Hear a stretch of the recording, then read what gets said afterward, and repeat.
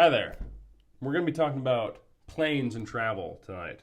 One of the big circumstances of the pandemic was that travel was way down. There were, of course, travel restrictions, but people just didn't really feel comfortable getting onto a plane with other people, being so close for so long.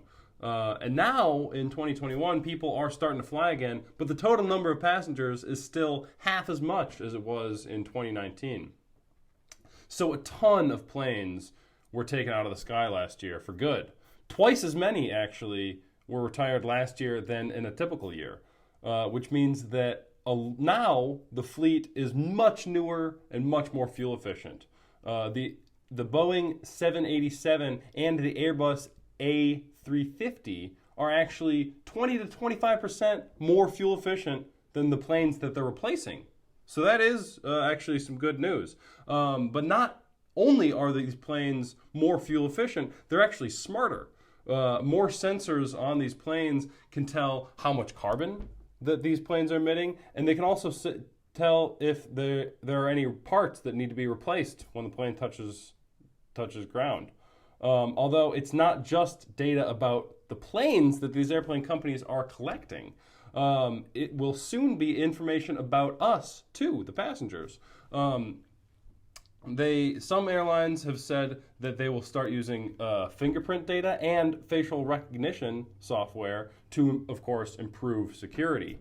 But the question then is, how else is that going to be used? And I think one of the big ways is that it could also be used for marketing. And these changes could present a serious privacy concerns that countries might need to take a look at. All the data is also poses a problem. Because these airline companies are collecting huge amounts of raw data that needs to be processed and refined before it's actually going to be useful, before any information or usable insights are going to come out of it. So there are some exciting changes to the airline industry headed our way. Now let's go over to a conversation that I had with Dina Ames. She's my neighbor and works at the local food co-op, and she's telling me how she got to be known as Padme at her work at Oriana. Let's check it out. So you mentioned that your name is Dina, but you go Dina. by Padme at Padme. work? How did you get this? How did I get that nomen? Yeah. Well, about 10 years ago, a mommy came shopping at Oriana, and she was preggers, and when she had the baby, she would come, and it was when Oriana was smaller and we could take more time, and she would come really early in the morning, and so I would hold the baby while she shopped, and it made her easier for her. And as the baby grew up, we just bonded, and so the baby's name was Ian, and as Ian got to where he was like walking and whatnot, he just hung out with me at the register. So by the time he was 18 months, he was a little chatterbox, right? And Ian was all about, Miss Dina this and Miss Dina that. And we really bonded. And he was like my little cashier buddy. He came in like 3 or 4 times a week. And he would stay there and just like hang out at my register while mommy shopped. And we got to know each other, and he wanted to be a cashier, so I was teaching him all kinds of things, and then he got into books, and he got into movies, and so he got into Pirates of the Caribbean, and so I bought him Pirates of the Caribbean books and little, pirate outfits and stuff. And then he came in, and by this time he was 3.5, and he got into Star Wars. Yeah, right, Padme. All right. And he saw the movie, and I'm a big Star Wars fan, so I was on board. And he saw the movie with Anakin Skywalker and the pod racers. Yeah. And he was like, "Oh, Miss Dina,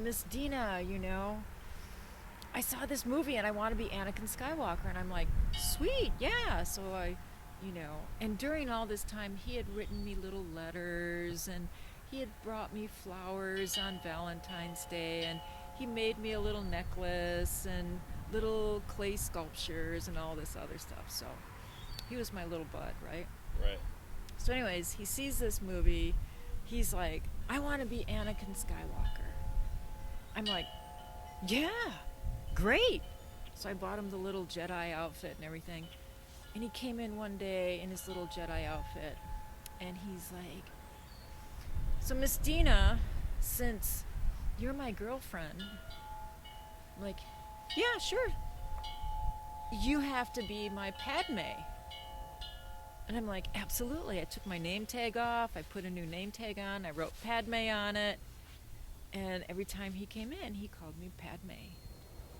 And I'm like, solid, sold. You know, Right. when a little guy falls in love with you like that, you know, sold.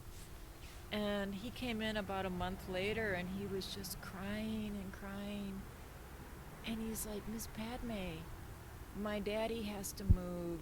His daddy was in the Coast Guard. My daddy has to move, and we're going to a big island called Manhattan. And will you promise to always be my Padme? And I'm like, yeah, I promise.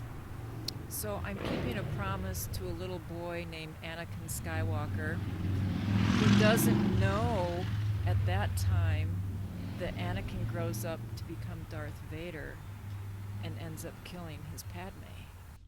Hey, glad you're back. I hope her little Anakin is happy in New York. I wonder if he's finished the rest of the movies now, if he knows he's Darth Vader yet. But that's all I got for you tonight. So thanks for watching, and have a good night.